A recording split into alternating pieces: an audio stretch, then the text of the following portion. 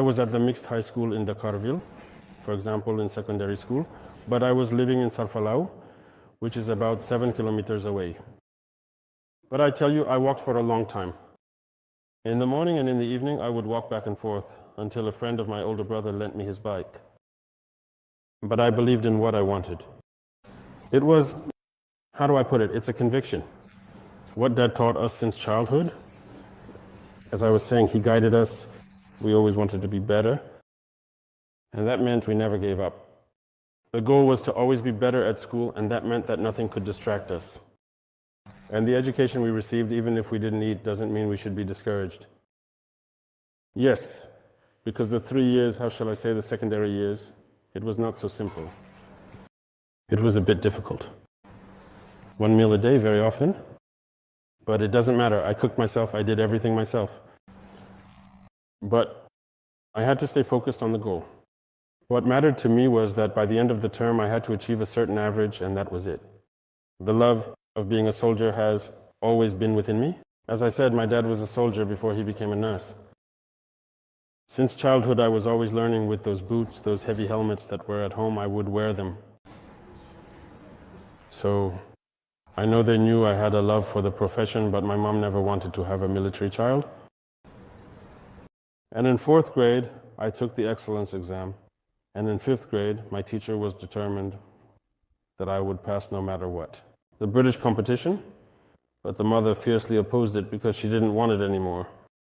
She surely saw the suffering of the dad as a military man, so she did not want any of her children to be a military man. She refused. I keep working.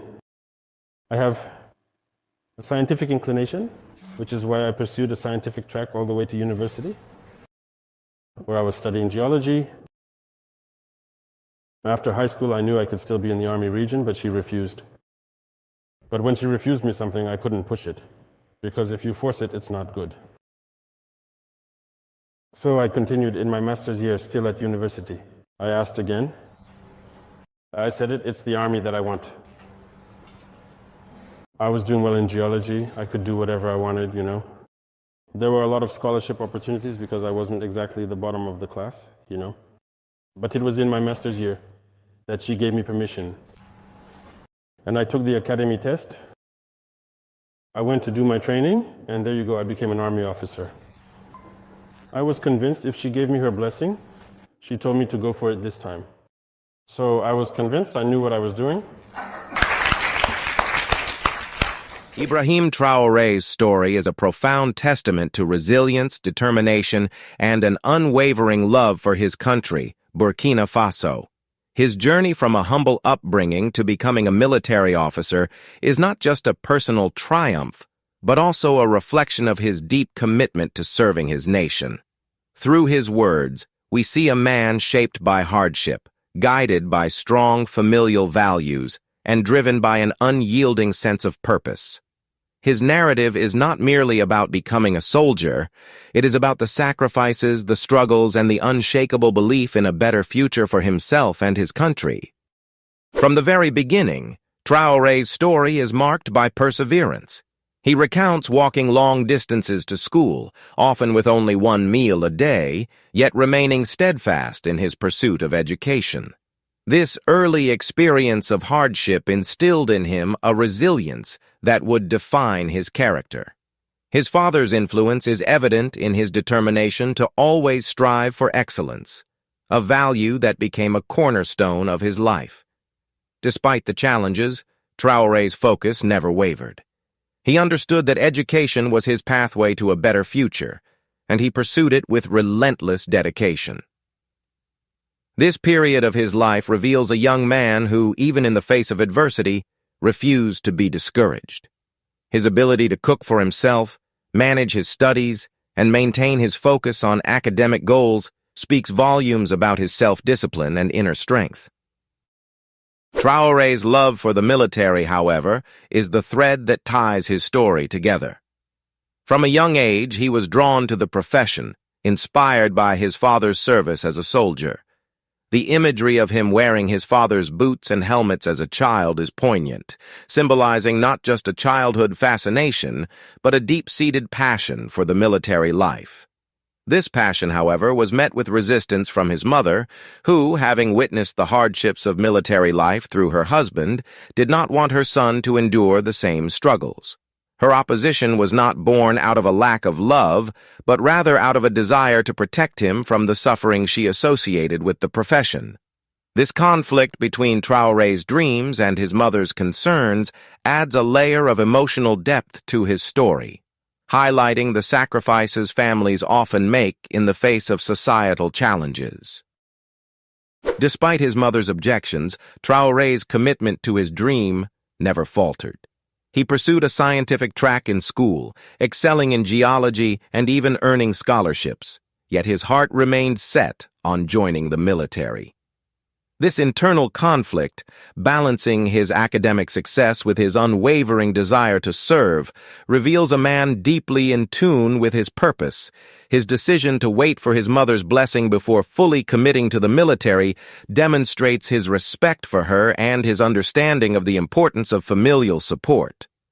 When she finally gave her approval during his master's year, it was a pivotal moment, not just for Traoré but for his family as well.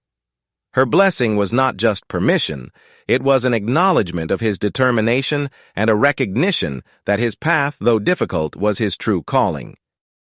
Traoré's journey to becoming a military officer is a powerful reflection of his love for Burkina Faso. His decision to serve was not made lightly. It was a conscious choice to contribute to the security and stability of his nation. In a country that has faced its share of challenges, including political instability and security threats, Traoré's commitment to the military is a testament to his patriotism. He saw the military not just as a career, but as a means to protect and uplift his people.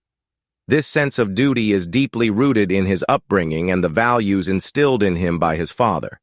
His story is a reminder that true leadership is born out of a desire to serve others, even at great personal cost. What stands out most in Traoré's narrative is his unwavering belief in the importance of perseverance and focus. Whether it was walking miles to school, cooking his own meals, or excelling in his studies, he consistently demonstrated an ability to overcome obstacles. This resilience is a quality that has undoubtedly served him well in his military career. The challenges he faced as a young man prepared him for the rigors of military life, where discipline, determination, and a strong sense of purpose are essential. His story is a powerful reminder that success is not determined by the absence of challenges, but by the ability to rise above them.